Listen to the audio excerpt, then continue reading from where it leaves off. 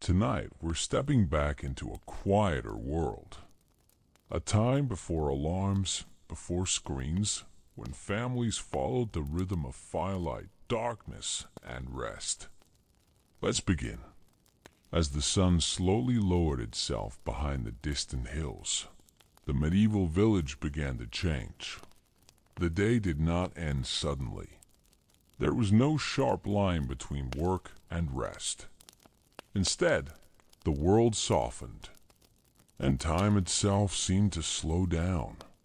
Golden light spilled across dirt paths and wooden fences. Shadows stretched longer with every passing moment, reaching quietly across the ground, as if the earth itself were preparing to sleep. For medieval families, this moment, the moment just before night, was one of gentle transition. The fields grew silent. Plows rested where they stood. Hands that had labored since dawn finally loosened their grip. A distant church bell rang once. Then again. Low and steady dot, it was not a call of urgency, but a reminder. The day was ending. Night was approaching, and everyone knew what that meant. Families began to drift home. Men returned from the fields, their steps slow and heavy, boots caked with earth and dust. Women gathered the last of the daylight chores, pulling in laundry, closing shutters, guiding children toward the warmth of home. Children lingered just a moment longer, chasing fading light, unaware that this gentle rhythm, day giving way to night, would shape their entire lives. In a medieval village, nightfall was not entertainment. It was not noise or distraction. Night was something to be respected. There were no glowing windows, stretching into the darkness. No streets lit brightly for endless movement. When the sun disappeared, the world truly grew dark. Inside the homes, fires were tended carefully. A single hearth served as warmth, light, and comfort. Flames flickered against rough stone walls, casting slow-moving shadows that danced and faded. The smell of smoke mixed with wood and earth, familiar. Grounding, a scent that meant safety. Families gathered close, not out of habit, but necessity. Light was precious. Warmth was precious. And closeness brought reassurance. Outside, the village grew quieter with each breath of twilight. Animals settled into their shelters. Chickens tucked themselves away. Dogs curled near doorways, alert but calm. Beyond the village boundary, the forest waited. Dark. Silent, alive with unseen movement. Medieval people understood the night in ways we often forget. Without electric light, darkness was complete. It wrapped around the land like a blanket, thick and unbroken. Inside their homes, families did not fight the darkness. They accepted it. Night was not meant for productivity. It was meant for rest, reflection, and togetherness. The pace of life adjusted naturally. Voices softened. Movement slowed. Even thoughts seemed to quiet. Children leaned against their parents, heads heavy with the long day. Elders spoke less, conserving warmth and breath. There was comfort in routine. Every evening followed a familiar pattern, one repeated thousands of times. Across villages, generations, and centuries. As the fire crackled gently, the outside world faded away. The last traces of daylight slipped through small windows, then vanished completely. Shutters were closed. Doors were secured. And with that simple act, the medieval night officially began. This was the beginning of rest. The beginning of stories, The beginning of sleep. In the darkness, time felt different. Minutes stretched. Moments lingered, without clocks or glowing screens. Families listened instead, to the fire, to the wind, to each other's breathing. For medieval families, night was not empty. It was full of quiet meaning, full of shared presence, full of a deep, steady calm that settled over the household. And as the village disappeared into darkness, one by one, homes became small islands of warmth floating gently in the night.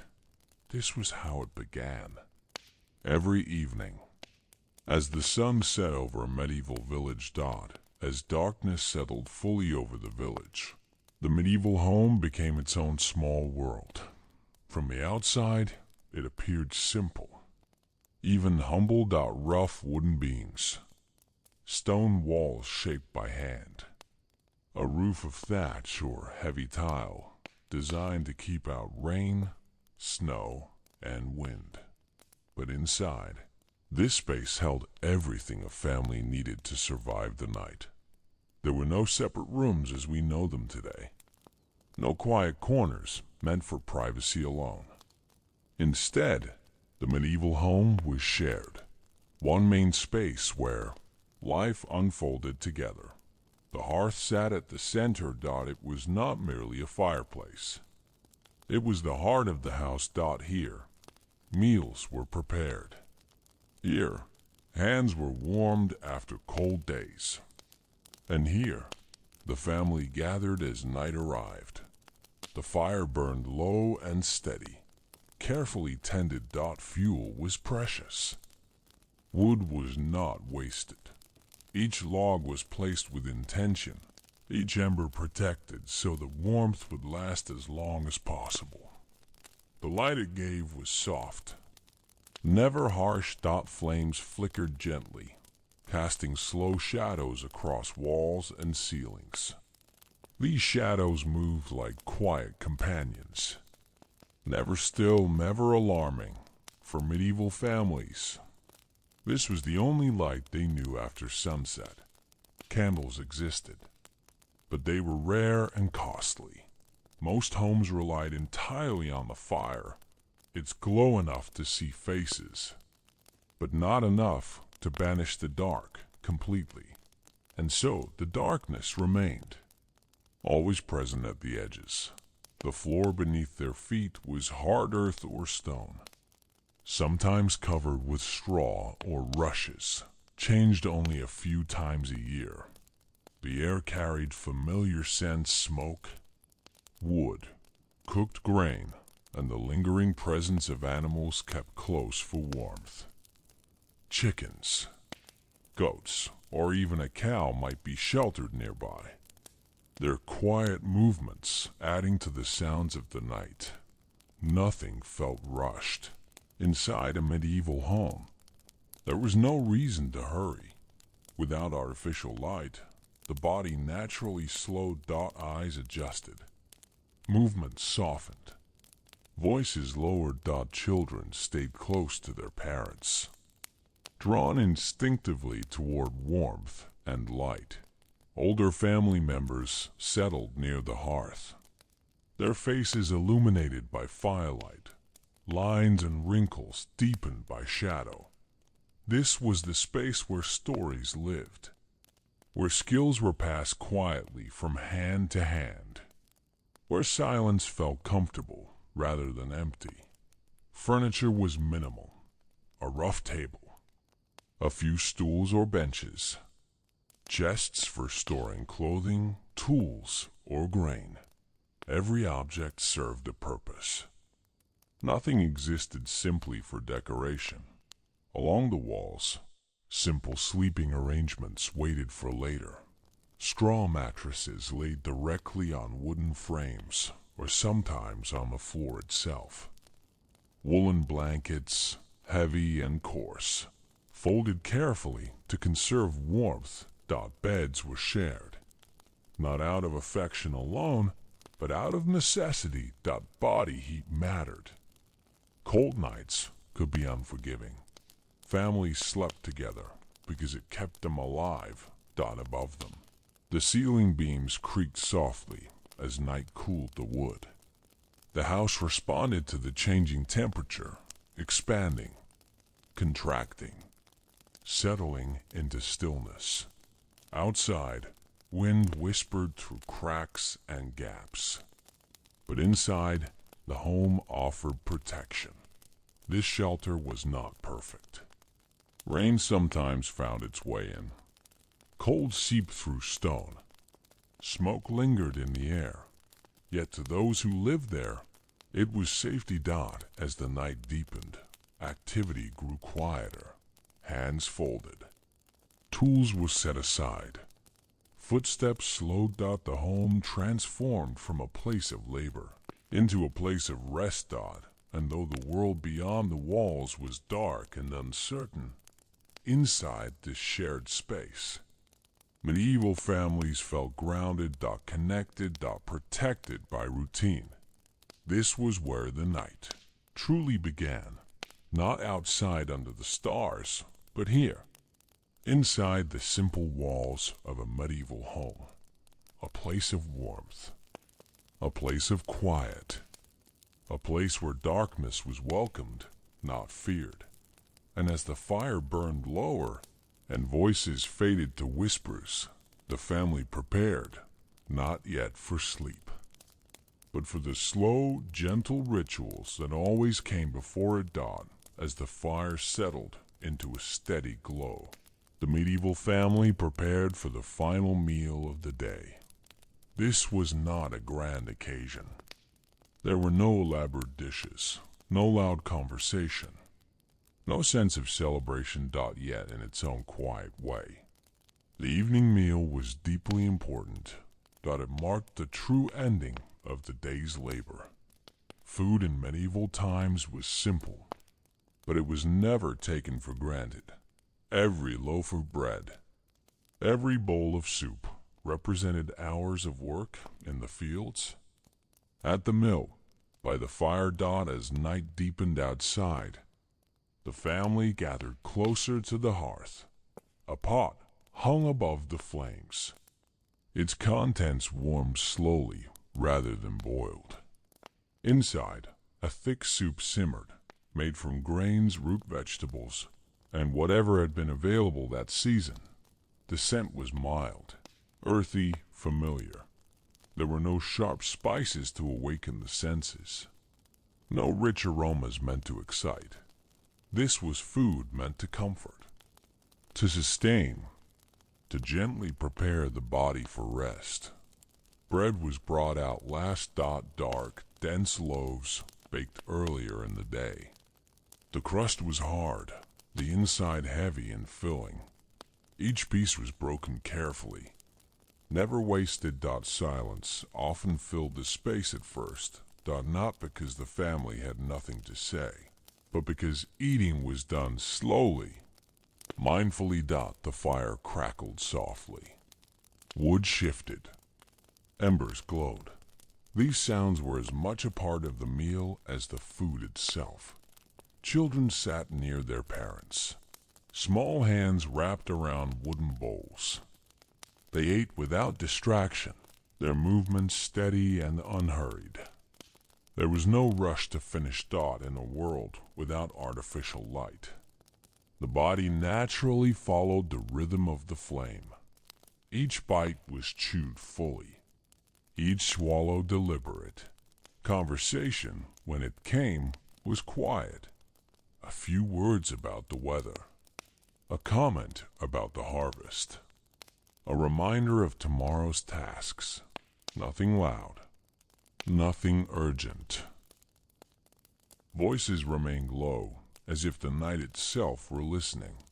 For medieval families, the evening meal was not about indulgence.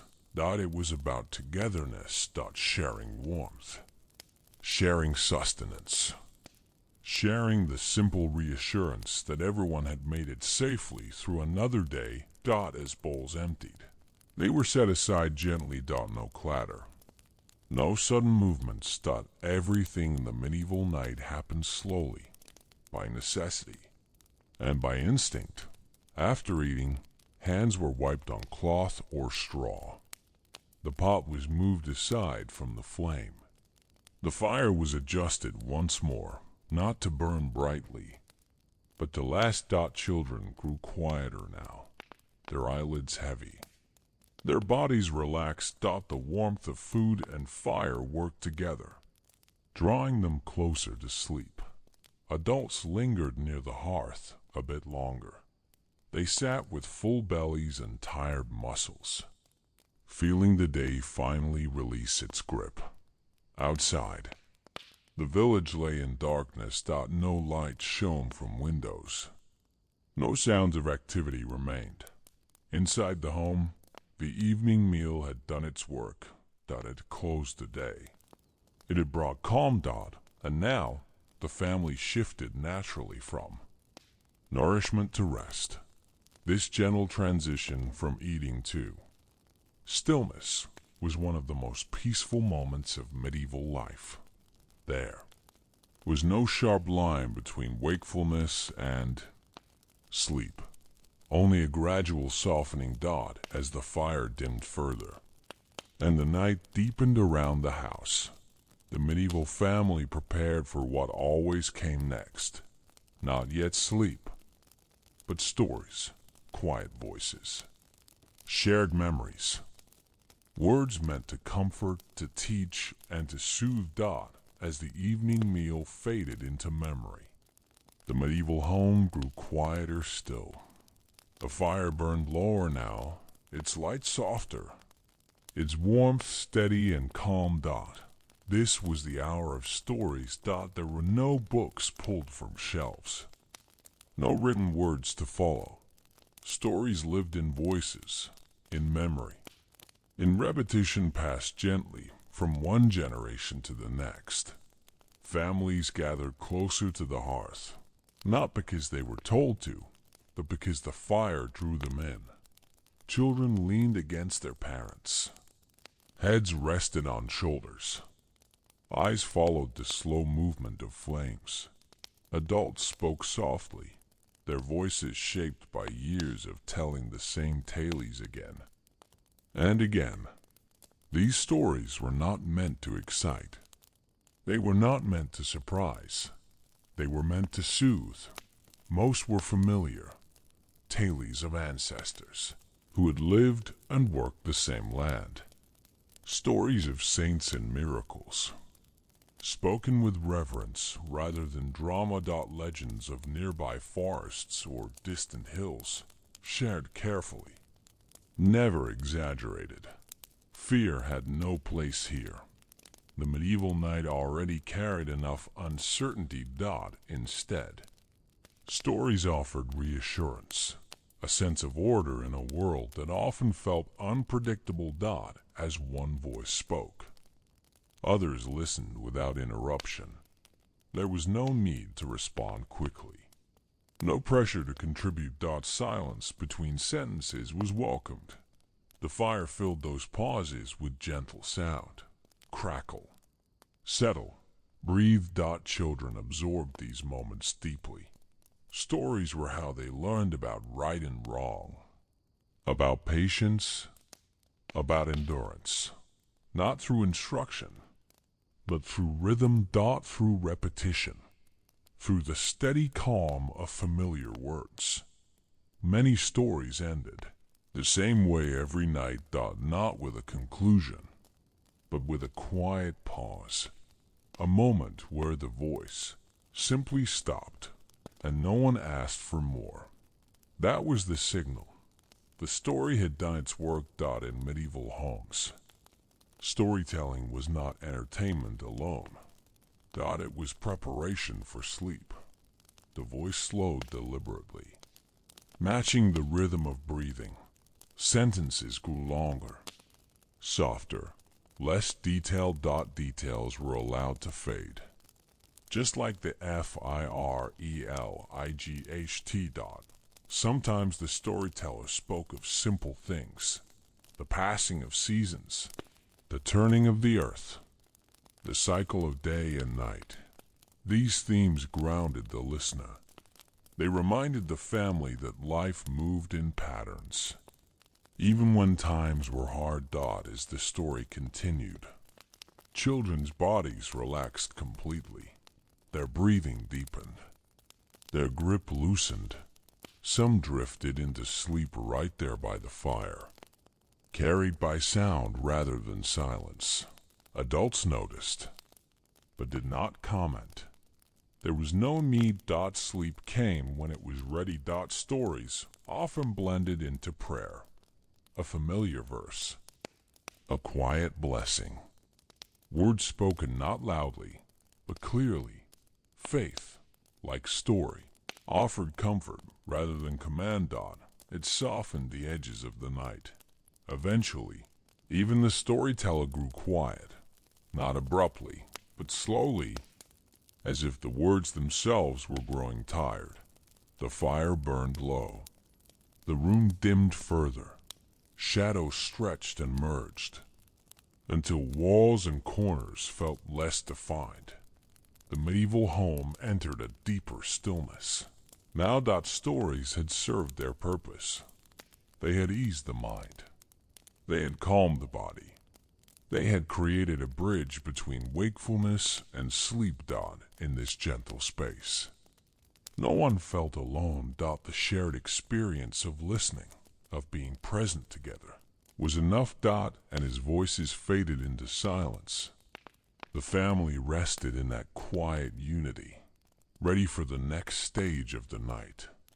After the stories faded into silence, the medieval home did not fall immediately into sleep. There was a gentle space in between.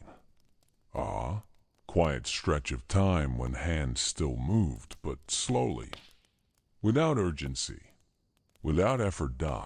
This was the hour of small tasks, not the heavy labor of the day, but light, familiar work that required little thought. Near the hearth, a woman mended clothing by firelight. Her fingers moved carefully, guided more by memory than sight. Needle in, needle out. Thread pulled gently through warm fabric. She did not rush. There was no reason to. Each stitch was small, steady, almost rhythmic. Nearby, a man checked the tools he would need tomorrow. A wooden handle smoothed by years of use. A blade wiped clean of dirt. A rope coiled neatly and set aside. These actions were repeated night after night, until they became part of the body's memory. No planning, no stress. Just quiet preparation. Children watched at first. Their eyes followed the slow movements, learning without being taught. Soon, even watching became too much. Heads drooped. Bodies leaned into warmth. Some children dozed where they sat, wrapped in the safety of routine. Others were gently guided toward bedding, without words, without disruption. In medieval homes, this time, before sleep, was not filled with conversation. Silence was welcome, not an empty silence, but one filled with meaning. The fire murmured softly. The house creaked as it cooled. Wind whispered against the walls. These sounds were familiar. Comforting. They told the family that the world outside continued, and that inside they were safe. Tasks were chosen carefully. Nothing loud, nothing demanding. Spinning wool, sorting grain, folding cloth. Each movement flowed naturally into the next, like breathing. The mind followed the body downward, toward rest. Adults felt the weight of the day finally settle. Muscles relaxed. Thoughts slowed. There was no concept of staying up late. No artificial extension of waking hours. The night-guided behavior. As light faded, so did activity. One by one, tasks were completed, not because they were finished, but because the body said it was time. The fire was adjusted once more, not to brighten, but to endure. Just enough warmth to last through the night. Just enough glow to feel present, without keeping anyone awake. Eventually, hands came to rest. Tools were set down. Cloth was folded. The space grew still. In this moment, the medieval home felt deeply calm. No pressure remained. No expectations lingered. Only the quiet satisfaction of small things done, and the gentle pull of sleep drawing closer. This pause between action and rest was essential. It allowed the mind to release the day gradually, without force. And as the final task ended, the family moved naturally toward the next stage of the night. Not with ceremony, not with announcement, but with quiet understanding. As the final small tasks came to an end, the medieval home entered a deeper phase of night. This was the moment when darkness no longer waited at the edges, but stepped fully inside. The fire burned low now, its light reduced to a gentle glow, more presence than illumination. Corners of the room softened into shadow. Walls seemed to recede. The shape of the space became less important. What remained was feeling, warmth, stillness, safety. Outside, the village had disappeared entirely. No voices drifted through the air. No footsteps passed by.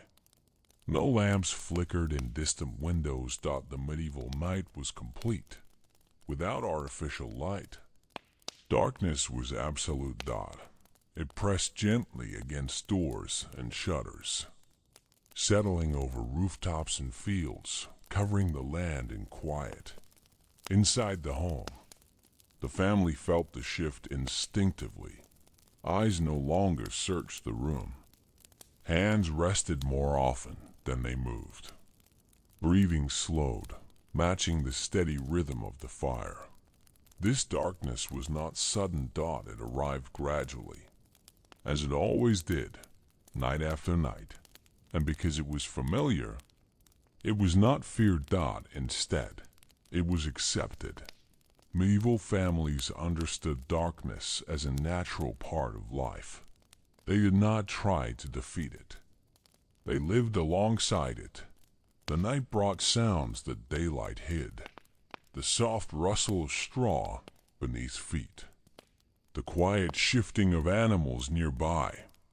The low creak of wood as the house cooled. Each sound had meaning. Each one confirmed that life continued, even in stillness. Occasionally, a gust of wind slipped through small gaps in the walls, carrying the scent of earth. Or distant forests stopped beyond the village. The wilderness waited. Forests stretched into darkness, alive with creatures unseen. Medieval people knew this well.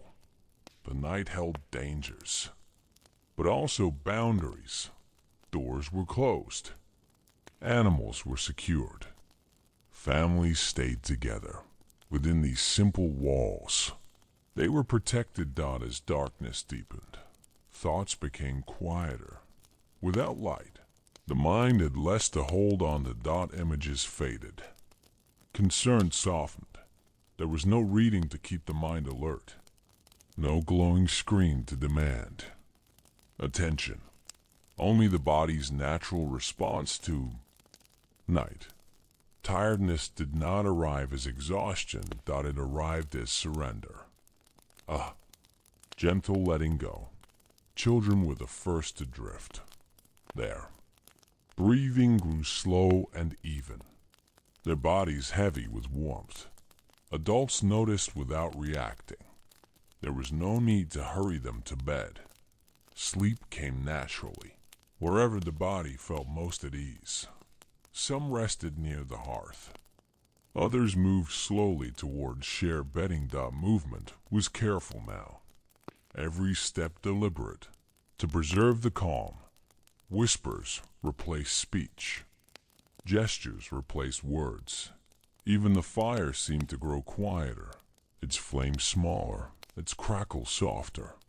The medieval home settled into a shared rhythm, a rhythm shaped by darkness, by habit, by centuries of living this way. This was the hour when the outside world felt far away. Worries about weather, about harvests, about tomorrow's labor lost their sharpness. Night softened everything in this deep darkness. There was nothing to do, and nothing to be done, only to rest, only to be present as the family moved closer to sleep. The house itself seemed to breathe in, out, a steady, reassuring pattern. And within that pattern, the medieval family let go of the day completely as the medieval night deepened.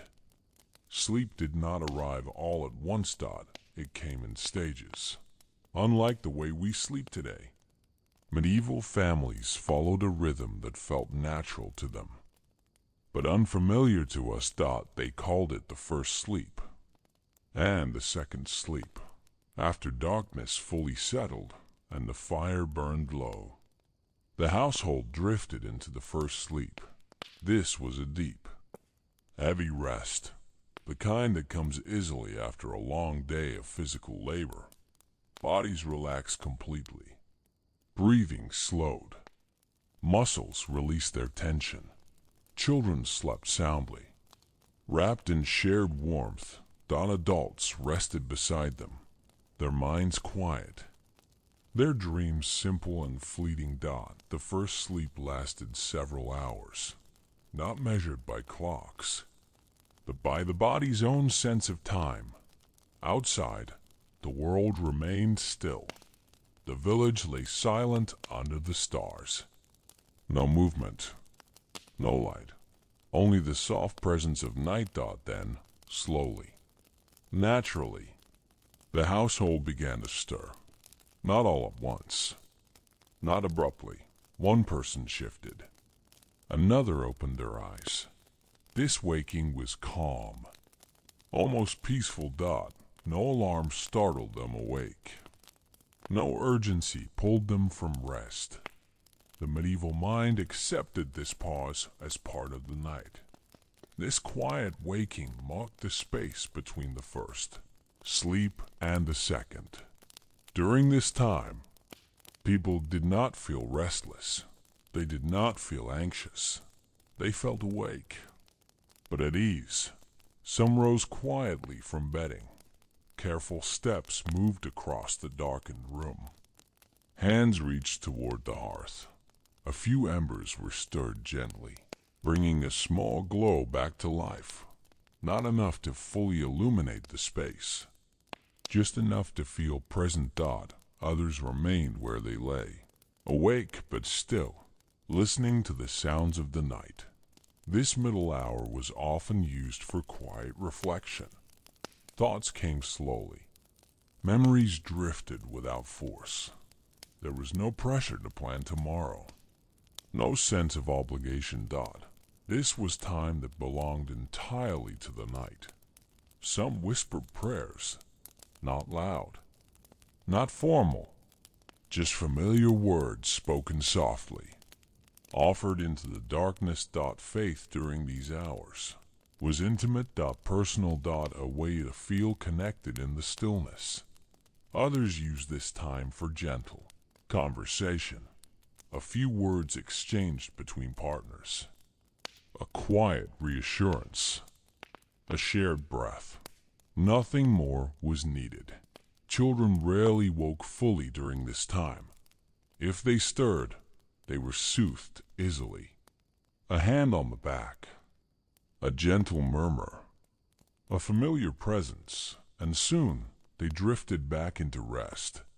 The second sleep came differently, lighter, longer, more filled with dreams. The body, already rested, slipped into a softer state. This was the sleep that carried them toward morning. In medieval life, This divided rest felt balanced. It followed the natural rise and fall of human awareness. There was no concept of insomnia. Waking in the night was not considered a problem. It was expected. Accepted. Even welcomed. The night was long. Especially in winter. There was room for stillness and for rest and for gentle waking. As the household returned to sleep, the fire dimmed again. Darkness reclaimed the space, not as something threatening, but as something familiar. The medieval home rested once more, held by the night. This rhythm, first sleep, quiet waking, second sleep, was repeated across centuries, across villages, across generations. It shaped how people dreamed, how they rested, how they understood time. And within this rhythm, the medieval family found balance. As the second sleep deepened, the night slowly moved forward, toward dawn. The space between the first sleep and the second was unlike any other time of night. It was not evening, and not yet morning. It belonged entirely to stillness. During these quiet hours, the medieval home felt suspended between rest and waking. The fire barely glowed now, just a faint presence in the dark. Most of the household slept on, wrapped in warmth and silence. But for those who were awake, the night felt calm and gentle, never demanding. A mother rose quietly from her place. She moved without light, guided by memory rather than sight. Her steps were slow, careful not to disturb sleeping bodies. At the hearth, she knelt and touched the embers.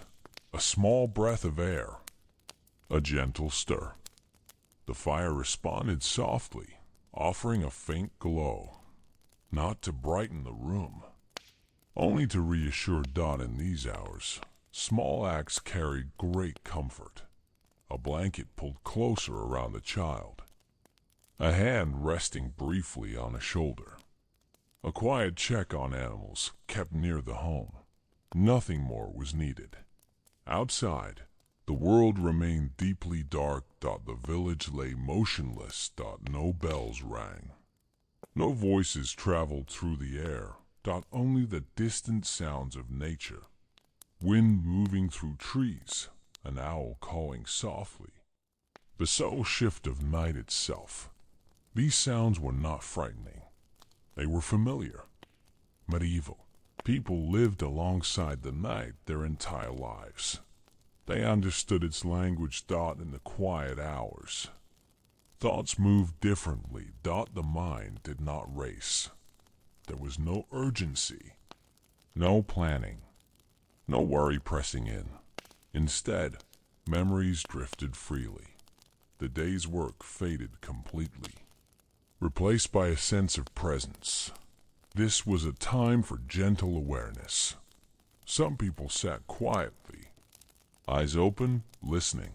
Others lay still, awake but resting, letting the mind wander without direction. There was no expectation to fall asleep quickly. The second sleep would come when it was ready. In medieval life, time was not controlled. It flowed. And in this flow, people felt at ease. A father rose briefly, stepping outside the door. The cold air touched his face, sharp but refreshing. He checked the sky. Stars scattered across darkness. The night was calm, satisfied. He returned inside, closing the door gently behind him. Inside the home, warmth gathered once more. Breathing remained slow and steady. Even those awake felt close to sleep. This in-between state was not restless. It was peaceful. A cozy bridge between deep rest and the lighter sleep that followed Dot eventually.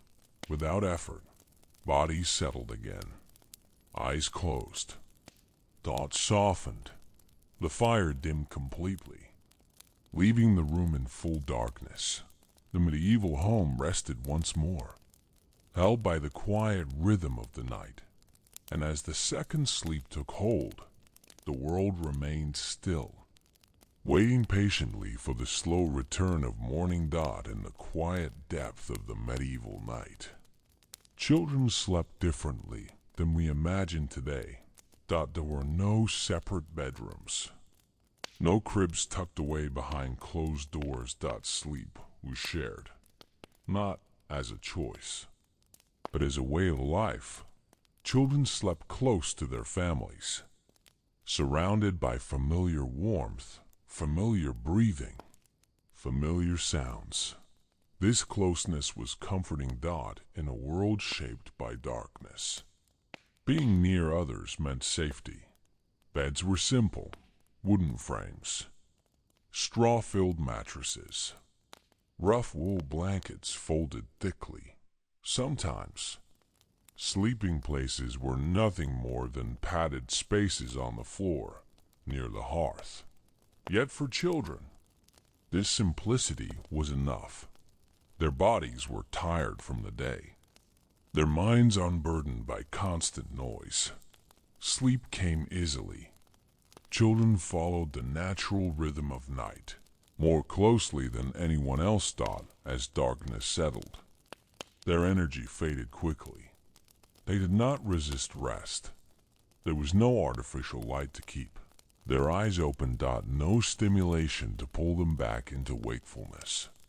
The fire's gentle glow, the soft murmur of adult voices, the steady presence of family guided them towards sleep. Small children often fell asleep before the first stories ended. Their heads drooped, their bodies relaxed. A parent noticed, adjusted a blanket, lifted a child gently without waking them. Movement was careful, slow, almost ritual. Children were placed beside siblings or parents, where body heat gathered naturally. This shared warmth mattered deeply. Nights could be cold, especially in winter. And children slept better when surrounded by others. In medieval homes, sleep was not isolated. It was communal, breathing synchronized, movements mirrored. The house itself seemed to hold them all together. Children rarely woke fully during the night. If they stirred, they were soothed quickly. A soft hand on the back, a quiet whisper, a familiar scent. Comfort came immediately. Fear did not have time to grow. The darkness that might have frightened a child alone felt different when shared. Shadows were less threatening.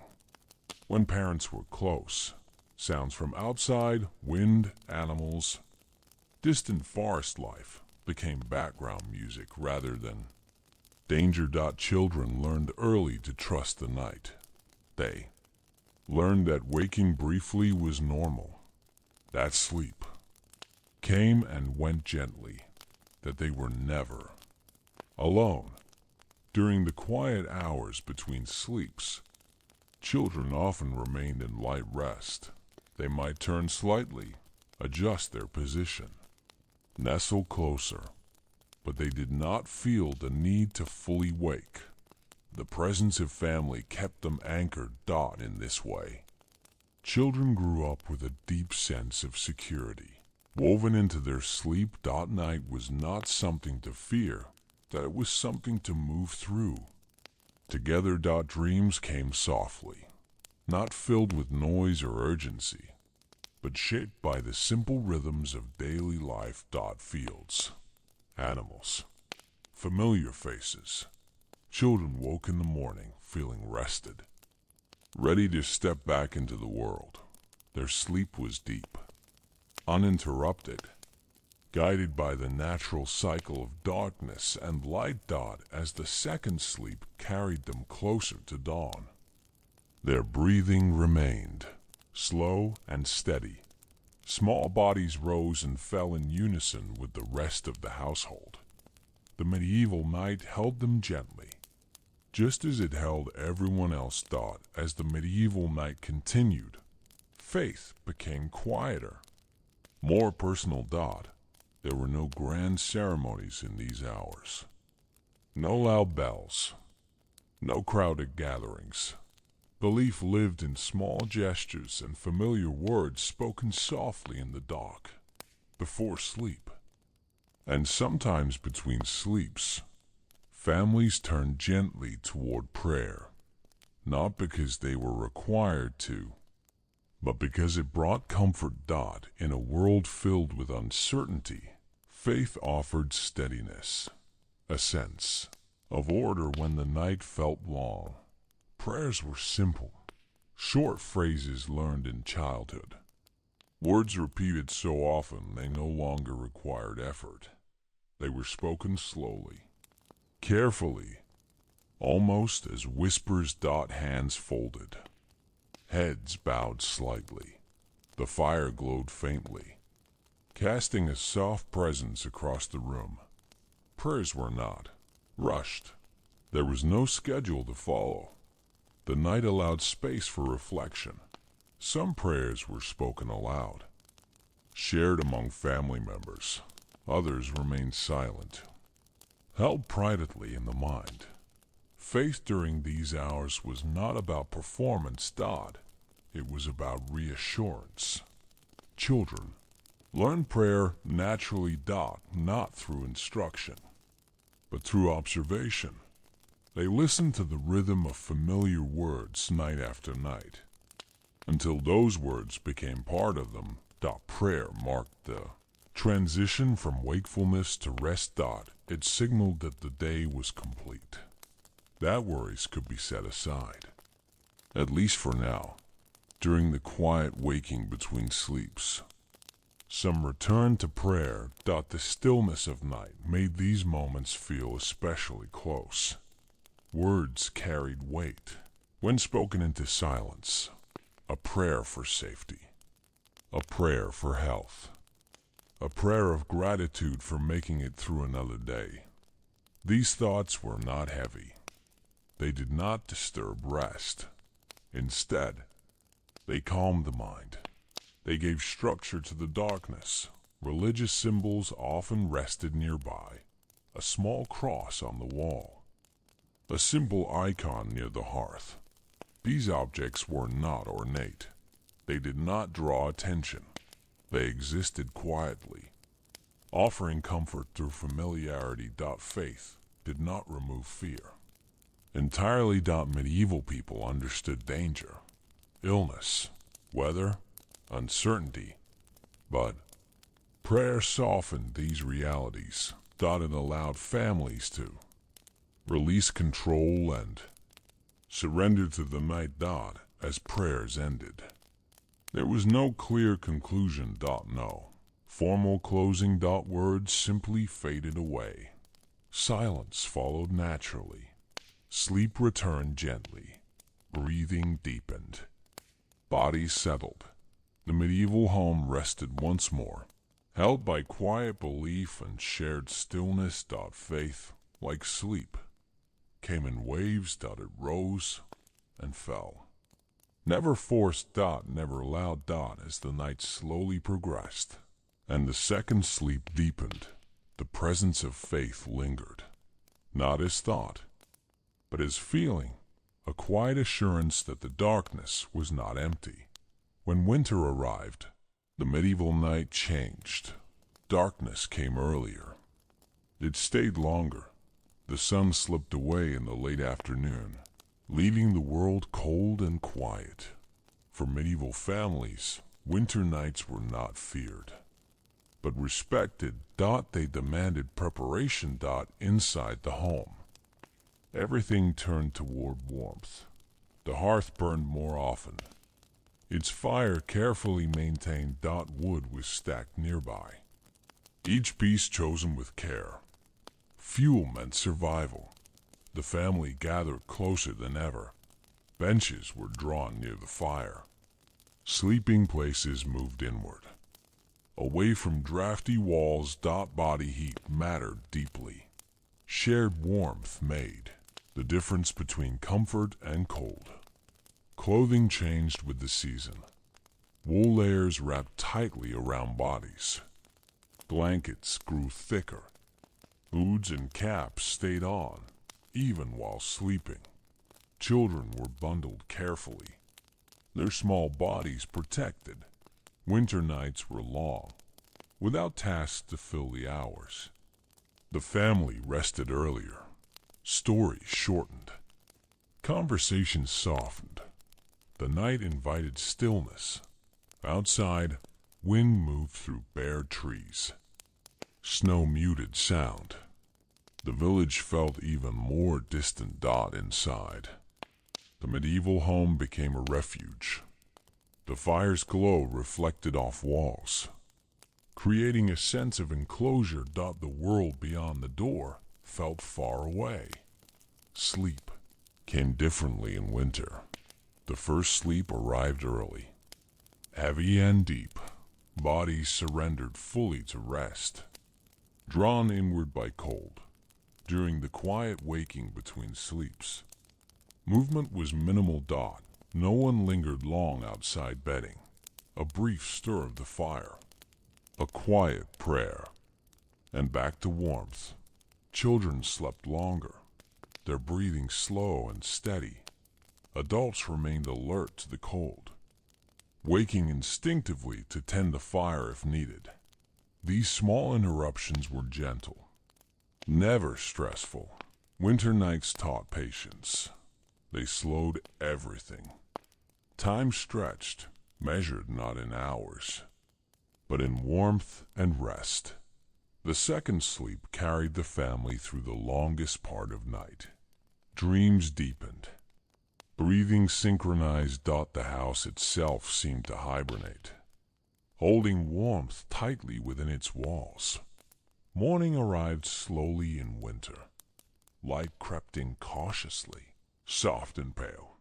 But until then, the medieval family rested together, wrapped in layers of wool, guided by the steady presence of the fire. Winter nights were quiet, long, protective. They asked nothing of the family except stillness. While village nights were shaped by fields and forests, medieval towns followed a different rhythm. The darkness arrived the same way, slowly, quietly. But the feeling of night inside a town was never quite as calm. Stone streets replaced dirt paths. Tall walls replaced open land. Homes were closer together, their shadows overlapping as evening fell. Town life did not stop all at once. Shops closed gradually. Voices faded street by street. Wooden shutters were drawn. Heavy doors were secured. Light disappeared quickly. Only a few torches burned along main roads, their flames weak and unreliable. Most of the town sank into darkness just as deeply as the countryside. Inside town homes, families gathered much like those in villages. The hearth remained the center of life. Stone walls held the day's chill longer, making warmth even more precious. Homes were often taller, with narrow spaces and low ceilings. Multiple generations lived close together, sometimes sharing a single room. Privacy was rare, but closeness was normal. The evening meal was simple here, as bread, soup, leftovers. From the day. Nothing elaborate. Town families worked long hours, often indoors. Their bodies were tired, but in a different way. Hands ached from craft and trade. Eyes were strained by close work. Night offered relief. As darkness deepened, The sounds of the town shifted. During the day, streets echoed with life. At night, those sounds faded into memory. Occasionally, footsteps passed outside. A watchman's call drifted through the darkness. All is well. This voice reassured the town that order remained. Families listened briefly, then relaxed again. Inside, life followed familiar patterns. Stories were told softly. Prayers whispered. Children slept close to parents, just as they did in villages. The darkness felt heavier inside town walls. The sky was often hidden from view. Stars were blocked by stone and rooftops. But this enclosure also brought comfort. Walls protected. Doors secured. The outside world felt distant. Town nights carried a sense of quiet vigilance. People slept, but lightly. Awareness remained. Not fear, just caution. Fires were kept low. Too much flame risked disaster. Fire was both friend and danger. So embers were watched carefully. Sleep still came in two parts. First sleep arrived soon after night settled. Bodies rested deeply. Then came the quiet waking. In towns, this middle hour was even quieter. Movement was minimal. No wandering outdoors. No lingering by windows. People stayed close to warmth and walls. A whispered prayer. A moment of listening. Then back to rest. The second sleep carried families toward morning. Dreams were softer here. Less filled with open landscapes. More shaped by familiar rooms and faces. As dawn approached, the town remained still. Light filtered slowly between buildings. Morning bells would come later. For now, the medieval town slept. Families rested together, wrapped in darkness and stone, held by routine and familiarity. Though town nights were different from village nights, the purpose was the same. To rest, to recover, to prepare for another day. The medieval night did not end suddenly. There was no sharp moment when darkness disappeared. Instead, morning arrived slowly, almost quietly, as if the night were reluctant to let go. Long before the sun appeared, the darkness began to soften. Inside the medieval home, sleep still held the household gently. Breathing remained deep and steady. Bodies rested without movement.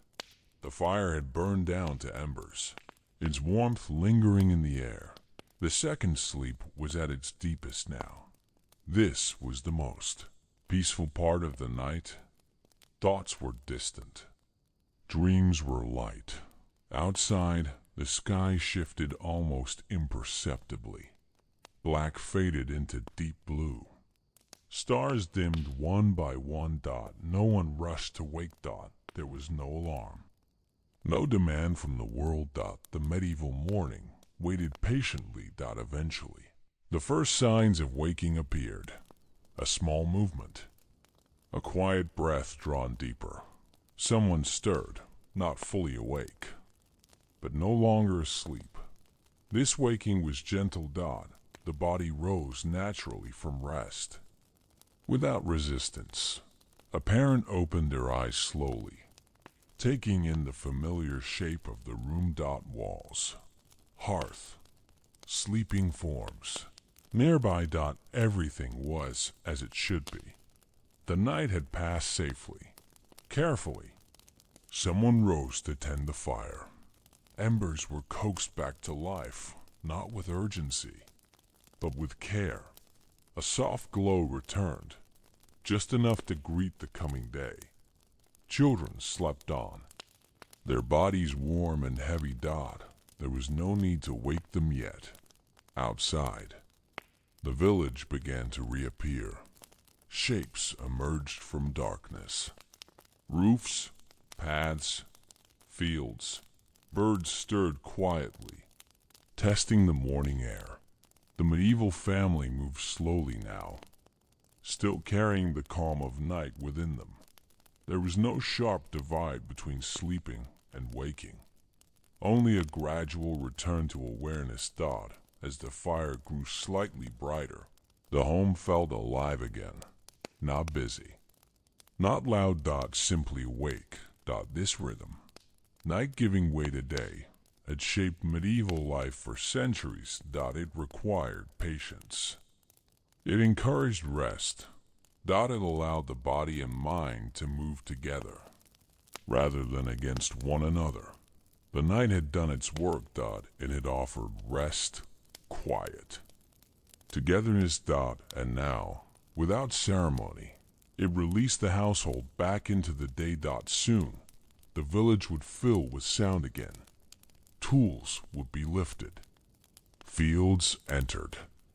Work resumed. But for this moment, the medieval family remained suspended between night and morning. Calm, rested, present.